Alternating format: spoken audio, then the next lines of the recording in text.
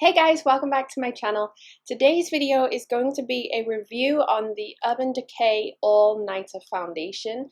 It's going to be in a little bit of a form of a first impression that you see pretty much all over YouTube, but I've actually used this foundation already, so I know kind of what I like and what I don't like about it, but I am going to review this throughout the day just to give you my impressions of it, and I'm only going to base my review on what I experienced today, so not what I've experienced over the last couple of weeks of wearing it. I just got back from the States and I got a ton of makeup from Sephora and from the drugstore, so stay tuned for a whole video coming to you soon. So without further ado, let's just go ahead and get started. This is what the packaging looks like. I actually really like the way this looks, except for the fact that I have fingerprints all over it. This is kind of just the downside of any of these types of packaging. And it's just basically a chrome type of packaging with a really nice design on the front. Urban Decay is always rocking the way that they do their packaging. It's really nice. This is the way the box looks, so the box that it comes in.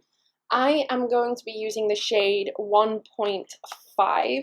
I already know that this is a little bit too light for my skin tone, but I was really tanned in the States when I got this, really tanned. I was more tanned than normal because of the sunshine exposure, but I expect that this will slowly match my skin tone a little bit more over the time that I start losing a little bit of the color that I got while I was on holiday. And also, I do know from reading a lot of reviews and also a little bit of experience that this does tend to oxidize a little bit more, so it does go darker. Anyway, I can always make it look darker with some bronzing and balancing out my foundation a little bit more using concealers and bronzer and such. So this foundation I got from Sephora, and I'm looking on the website right now and it says it's $40. I think I might have paid a little bit less than that, so maybe $37 or something on a discount, but it is $40, so it is not in the drugstore cheaper priced brands that you could be buying, so I will be comparing this in terms of some of those as well. This one says it is waterproof longwear liquid foundation with a matte finish, oil-free and full coverage, and on the packaging it says light diffusing pigments, blur flaws for perfectly beautiful skin, while high-tech ingredients mattify and absorb oil to reduce the appearance of shine. Definitely the kind of foundation that I want to be wearing because I am much more in the oily to combination skin, more on the oily side, definitely more oily in my T-zone and on my chin. Still kind of oily on the outer edges of my face, but it really depends on the day, so that's why I say more combination as well. But this is what I will be testing out today, and I will be using my beauty blender, which I also got from the Sephora store that I went to. So without further ado, let's just go ahead and start this review. Okay, so to prime my face, I am kind of kind of torn between priming half of my face and leaving the other side bare, but I do want to wear this the same way that I wear it every single day, and I bought this e.l.f. Aqua Primer Mist while I was in the States as well, and I really liked it from the day that I started using it, so I will be using this to prime my skin.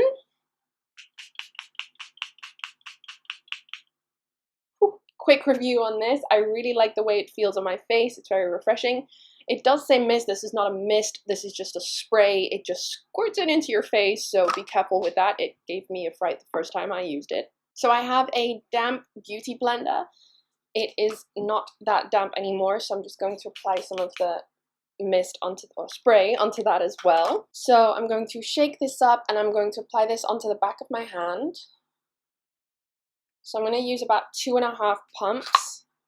That's usually the amount that I will use when I do my foundation. I'm just going to start pouncing that onto my skin.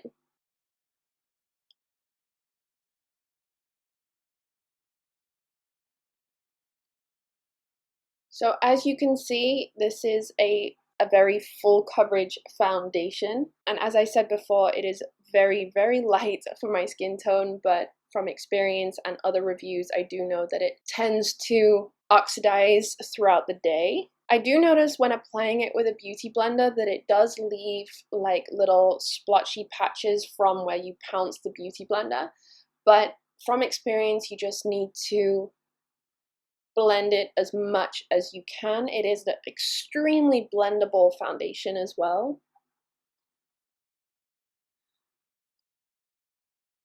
Depending on the occasion, I will use a concealer over my red spots and my breakouts on my chin and my cheeks to cover them up to create an even more flawless finish.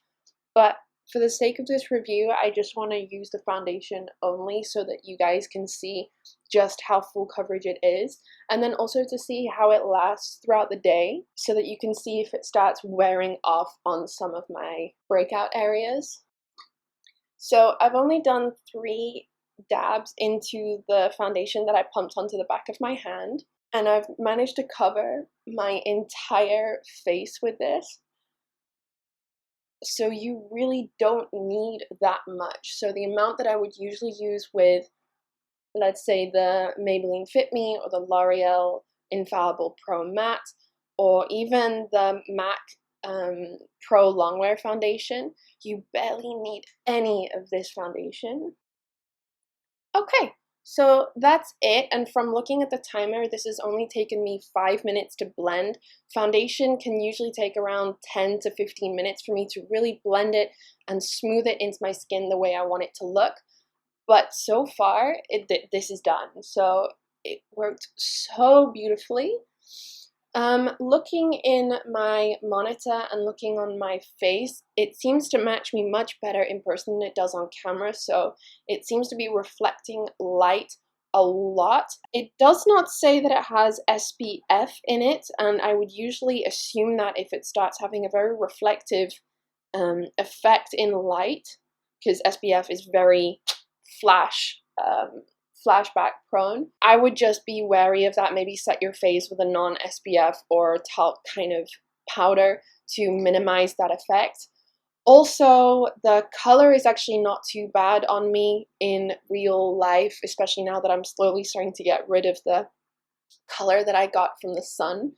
And from the monitor, my face looks a lot smoother than it does in real life. So I can definitely still see my breakouts, but it looks very natural. It kind of just looks like I had breakouts about a week ago and it's just disappearing now. So it just looks like a little bit of hyperpigmentation, really easy to cover up with regular concealer. It does feel very sticky though, and it does transfer a little, so I would assume you would need to set it a little bit because it is so matte. Be careful with using too much powder. Maybe use something like a duo fiber brush like this one from, oh, there's foundation all over it, by using maybe like a duo fiber brush from Real Techniques or any kind of brand from brushes that you want, just to give a really nice light dusting of powder all over the face. Other than that, it looks perfect, so I'm going to go ahead and do the rest of my foundation also on camera for a tutorial, so I'll make sure to mention in that video how the powder and everything blends on top, and I will be back later on today with a review of how the foundation is lasting throughout the day.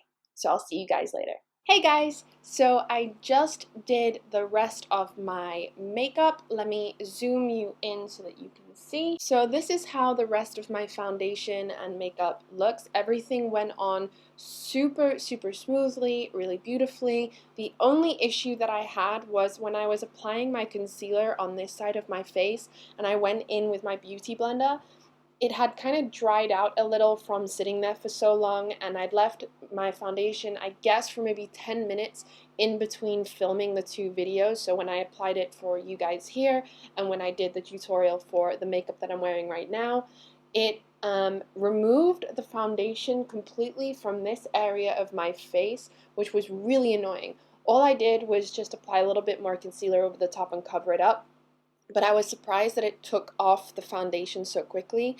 I don't really know why, if it was because the foundation was stuck to the beauty blender, or because the beauty blender was too dry, or maybe the concealer kind of made it shift a little, but it only happened on this side, so all I could think was maybe it was just because of the beauty blender. But other than that, the rest of the foundation and the makeup went on very smoothly, and it looks absolutely flawless, except for the fact that it is wearing off of my spots here on my face.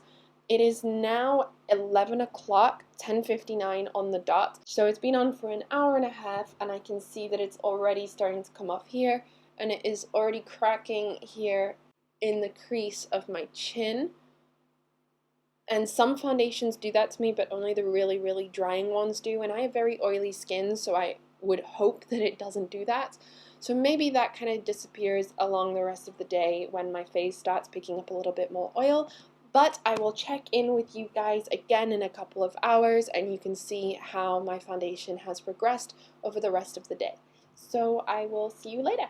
Hey guys, so this is check-in number 2. It is now 4 o'clock, which means it's been on for about 5 hours after my last check-in.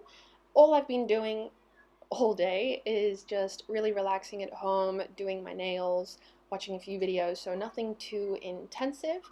So let's just go ahead and take a look at the makeup so far. So all I can see right now, and you can probably see it on the camera, is that it is worn off quite a lot in this area of my face. Really to be expected for me, because I really lose foundation like crazy in that area.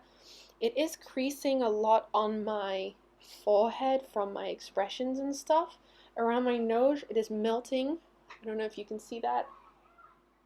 It is melting really badly, and around here as well.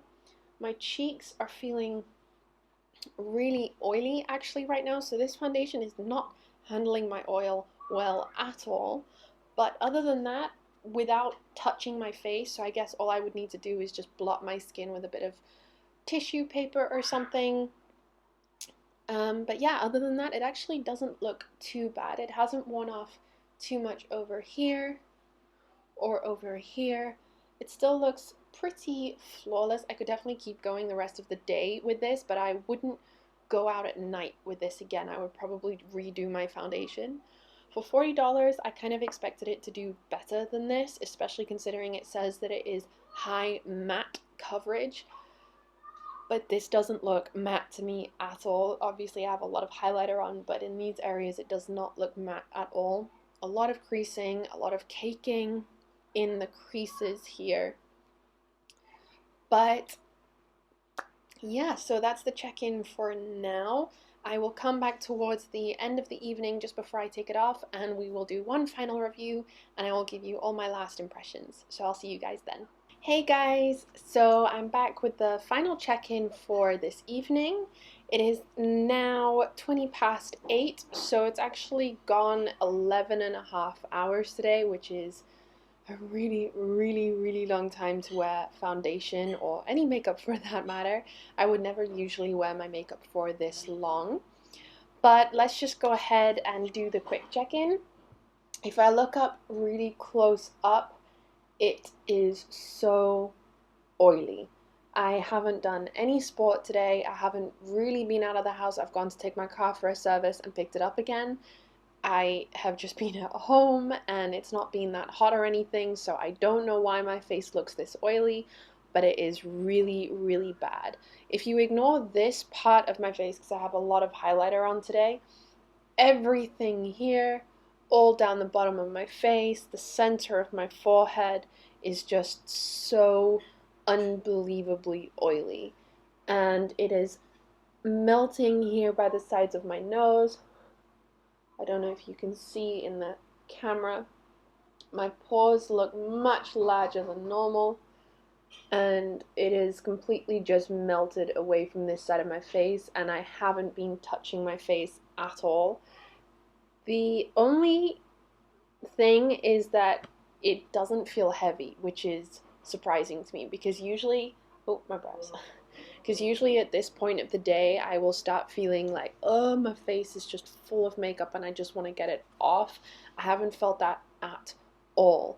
So that really surprises me considering that it is so oily now. In my last check-in, actually, it already started to melt, but it wasn't too bad. So I would suggest wearing this foundation for about 7 hours max.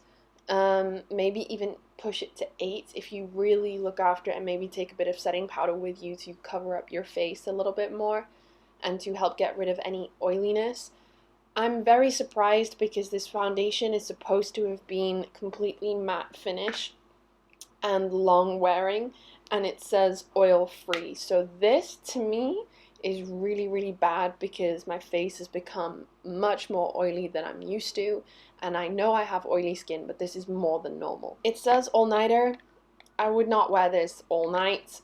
I would probably wear it just for an event, a really short event where my face can look as spotless and clean and just really flawless for the entire event itself, but then no longer than that. For $40, I don't think it's worth it.